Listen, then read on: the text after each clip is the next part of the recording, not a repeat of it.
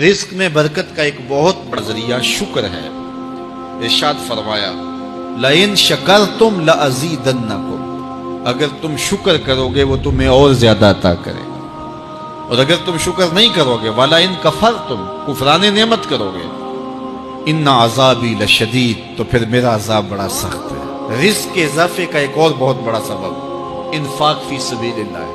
اللہ فرماتا ہے جو تم خرچ کرتے ہو تو جو چیز تم نے نکال دی اس کی جگہ اللہ تمہیں اور عطا کر دیتا ہے۔ بعض کا ہمارا یہ ہوتا ہے کہ کوئی آدمی مالی بحران میں آ گیا تو وہ کرتا کیا ہے کہ جو راہ خدا میں دینے کا کھاتا تھا پہلے اسے کلوز کرتا ہے۔ یہ فلاں مدرسے کو دیتے ہو یہ بھی بند کر دو، یہ مسجد کو دیتے ہو یہ بھی بند کر دو، یہ فلاں غریب کو دیتے ہو یہ بھی بند کرو، حالات ٹائٹ ہو گئے۔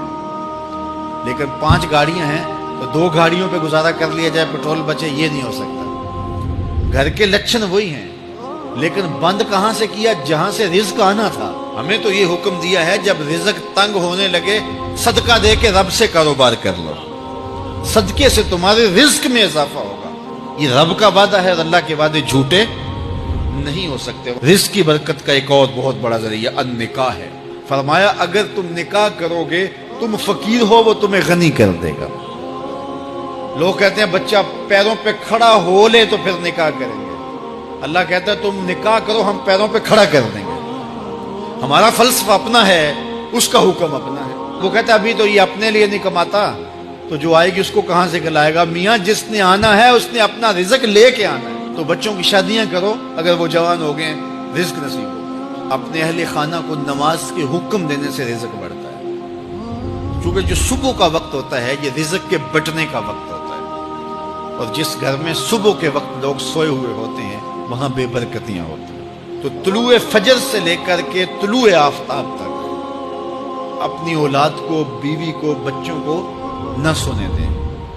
اس وقت رزق بٹنے کے لمحے ہوتے ہیں۔ کثیر دعائیں مانگیں، تلاوت کلام مجید پڑھیں، اور نماز فجر مرد حضرات مسجدوں میں جا کے باجماعت ادا کریں، اور گھروں میں جو ہے وہ بیٹیاں بہنیں مصلے بچھا لیں تو اللہ کی رحمتوں کا نزول ہوگا۔ اب ایک حدیث میں رزق کے اضافے کا ایک اور نسخہ ارشاد کیا گیا۔ میرے حضور نے فرمایا جو شخص یہ چاہتا ہے کہ اس کے رزق میں برکتیں ہوں اور اس کی عمر میں اضافہ ہو تو وہ اپنے رشتہ داروں کے ساتھ سلوک اچھا کرے۔ رشتہ داروں کے ساتھ اگر اچھا سلوک کرو گے تو پھر تمہارے رزق میں برکت ہو۔ غریب ہیں تو ان کی مدد کرو، ان کی بیٹیوں کی شادیاں اپنے ذمے لے لو اگر اللہ نے آپ کو وسعت دی ہے، ان کی پریشانیاں بانٹ لو، ان کا قرضہ ہے تو اتارنے کی کوشش کرو، ان کو مشکلات سے نکالنے کی کوشش کرو۔ تم ان کو مشکلات سے نکالو گے اللہ تمہیں مشکلوں سے نکالے گا۔ تمہارے رزق میں بھی برکتیں ہوگی اور تمہارے مال میں بھی برکتیں ہوگی۔ فرمایا بہتر صدقہ وہ ہے جو ناراض غریب رشتہ دار کو دیا جائے۔ اگر وہ پھنس گیا ہے، مجبور ہے، ناراض ہے، تو اس کو اگر دیں گے تمہارا نفس اس میں شامل نہیں ہوگا، تو یہ افضل صدقہ ہے جو ہر صورت میں قبول ہی قبول ہے۔ رزق کے اضافے کا ایک اور سبب الاحسان الی الضعفاء، جو کمزور لوگ ہیں ان کے ساتھ اس نے سلوک کرنا۔ الانفاق علی طلبۃ العلم، طالب علموں پہ خرچ کرنا، یہ بھی رزق میں اضافے کا سبب اور ذریعہ ہے۔ وہ حضرت بابا فرید نے کہا نا چھٹا رکن دین کا روٹی ہے۔ گھر میں کچھ نہ ہو تو پھر نہ نماز اور نہ ہی دیگر امور کی لذت آتی ہے، تو یہ رزق فراواں اور وسیع اور مبارک نصیب کرتے اللہ۔